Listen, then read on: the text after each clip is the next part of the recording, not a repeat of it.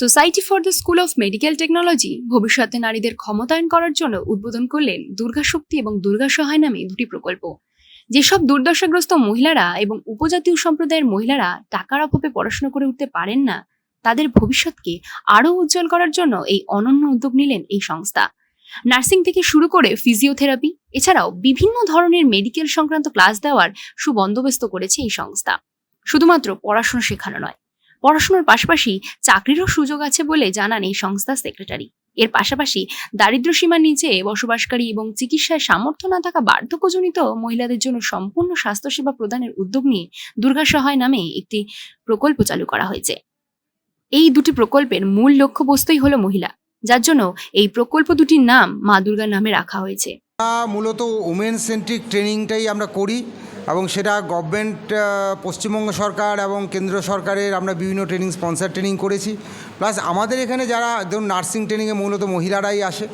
তো আমাদের আজকের দিনের যে উদ্যোগটা নেওয়া হয়েছে সেটা অনেকটা ভেবে আমরা নিয়েছি, কারণ দেখা গেছে যে মূলত উপজাতি এবং পিছিয়ে পড়া শ্রেণীর যে মেন স্ট্রিমে যে আশাটা সেটা অনেকটা ডিক্লাইনিং।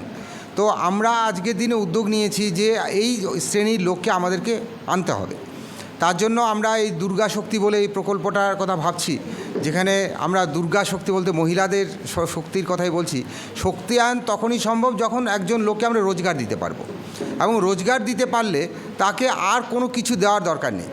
তো আমাদের এটা মনে হয়েছে, আমাদের দীর্ঘদিন ধরে আমরা ধরুন 32 বছরের অর্গানাইজেশান এবং আমরা দীর্ঘদিন ধরে এই কাজটাই করে আসছি। আমরা কিশোরী শক্তি যোজনা বলে একটা প্রোগ্রাম করেছিলাম পশ্চিমবঙ্গ সরকারের সমাজ কল্যাণ দপ্তরে, এবং আমরা মহিলা তারপরে আমরা যেসব ট্রেনিং আমরা NULM বা DNULM প্রোগ্রাম করি সেখানে কিন্তু মহিলা পার্টিসিপেন্ট হচ্ছে মোটামুটি 90%, যেহেতু আমরা নার্সিং বা ওই জাতীয় ট্রেনিংগুলো করি।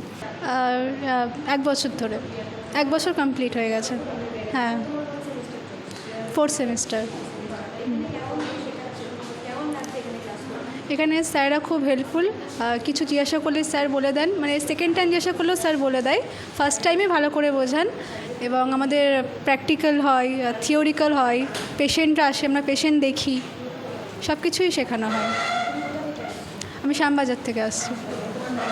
Muskan Mallick. Bureau report, Bengal journal. তুমি সোসাইটিতে গিয়ে কি করছো ওটা কিন্তু ম্যাটার করে।